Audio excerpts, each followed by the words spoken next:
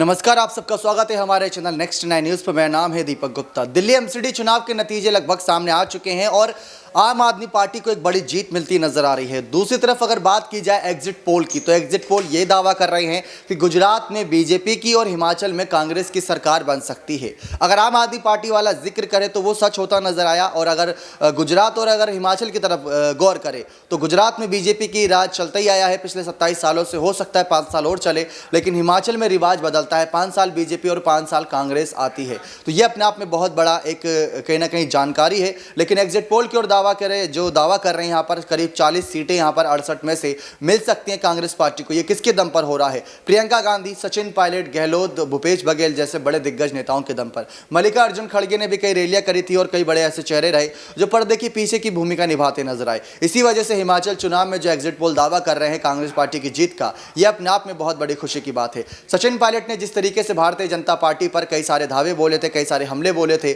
उन्होंने पोल खोल कर रख दी थी सचिन पायलट ने, क्योंकि युवाओं की आवाज़ इस समय सुनी जा रही है, युवाओं को नज़रअंदाज नहीं किया जा रहा है। तो इस तरीके से यहाँ पर चर्चा इस बात की है कि कैसे हिमाचल चुनाव को जीतती है कांग्रेस पार्टी। अगर ऐसा होता है तो राष्ट्रीय स्तर तौर पर कांग्रेस की 3 राज्यों में सरकार होगी। अगर हार जाते हैं तो बीजेपी की सरकार आ जाएगी वापस से। कांग्रेस के पास खोने के लिए कुछ नहीं, पाने के लिए बहुत कुछ है इस समय। लेकिन प्रियंका गांधी की जो रैलियां है वो सफल होती नजर आ रही हैं। गांधी परिवार इस बार मात खा गए, वरना गुजरात में ज़्यादा सीटें निकाल सकते थे। जो एग्जिट पोल दावा कर रहे हैं उससे तो कई ज़्यादा। और एमसीडी चुनाव में भी अगर गांधी परिवार के कई चेहरे उतरते तो शायद नतीजा कुछ और होता कांग्रेस पार्टी के लिए, क्योंकि कांग्रेस के लिए दिल्ली एमसीडी से ज़्यादा कुछ बड़ी खास खबरें सामने आई नहीं।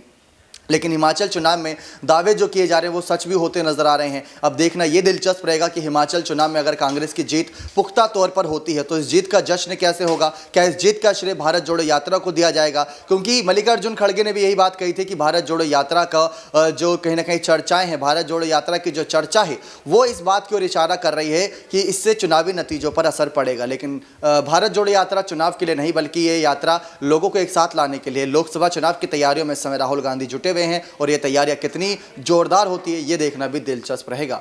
तो हिमाचल चुनाव को लेकर आपका क्या कहना है? क्या कांग्रेस आएगी या बीजेपी बाजी मार जाएगी? अपनी राय कमेंट सेक्शन में जरूर दीजिएगा। बहुत बहुत धन्यवाद।